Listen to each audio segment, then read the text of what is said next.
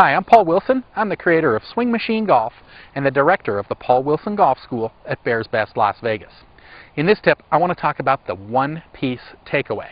So by the time we end up doing this, I'm going to show you a way that you can make a one-piece takeaway very, very simply and very, very consistently.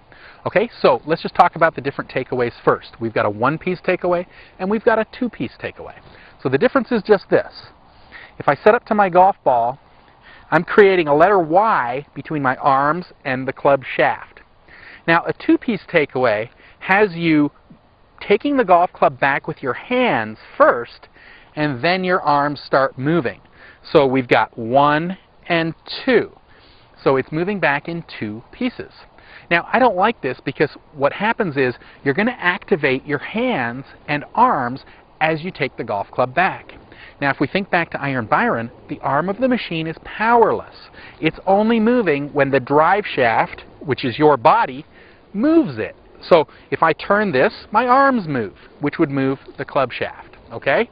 So in a two-piece takeaway, you're moving the golf club without the drive shaft, so there's separation there, and that activates your arms, and now you're going to try and hit the golf ball with your hands and arms. So I want to try and eliminate that by getting you to do a one-piece takeaway. So in a one-piece takeaway, we've got the letter Y here between the arms and the club shaft, and we're just simply moving it back together. We're maintaining this letter Y as we take the golf club back. Now, your takeaway is to a point off of this back leg. Okay, so we don't want to be way out here. It's just going to go back about 2 feet. Okay, just until our hands are off of this leg. And in this position, you should still have that letter Y intact. Okay, and that's called a one-piece takeaway. So, I've had a lot of people ask me how to get that. Well, here's the easiest way you can get it. All you have to do is you grab your putter. That's right. You grab your putter like this. And we're going to do some putting strokes. Now, I say that because when you go to putt, you're doing a one-piece action. So you've already done this movement before, a one-piece movement. And we're going to apply the same movement we're doing with our putting stroke into our golf swing. Okay, so to get it, if I was going to putt, I would look like this. From here, I'd keep this letter Y, and I would just move the putter back and through. Okay, I'm not going like this and breaking my wrists to do my putting stroke. I'm not going like this. Okay, I'm just moving the putter back and through, keeping this letter Y intact. I'm moving the putter with my shoulders and my upper body, not just my hands and arms. Okay, so we've already done a one-piece takeaway. And as we do this, if we look from the side view, from here, you'll see that with our putter, we would never take the putter way out here, okay? We wouldn't be picking it up like this, or we wouldn't be pulling it way back to the inside. Okay, we would kind of take it in a slight arc, slightly to the inside and through. Okay, so it's a slight arc as we are doing our putting stroke. So, if we take our putting stroke like that, and then we just simply stretch our arms out and imagine it's a 7-iron or any golf club in our bag, we're going to master the one-piece takeaway literally in a matter of seconds. Okay, so from right here, I do some putting strokes first. Okay, just back towards this back leg. Then I hold the golf club off the ground and I stretch my arms out. Right now I'm imagining that this is a 7-iron. And I'm just doing my same putting stroke that I did.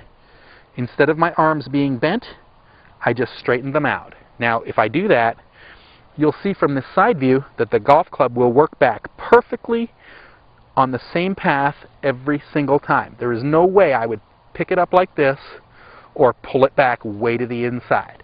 Okay, if you're picking it up, you're doing that with your hands. And if you're pulling it back to the inside, you're pulling it back with your right hand. And these are things you would just never do with your putting stroke. Okay, so we do a few putts like this. Let's do a few putts first. Then we stretch it out and imagine it's a 7-iron. Okay, now we're going to apply our same putting stroke to it. We get that feeling, and then once we get it, we just switch it out for our 7-iron, and we do the same putting stroke that we were just doing, okay? If we do that, the club will work back perfectly every single time in that one-piece action.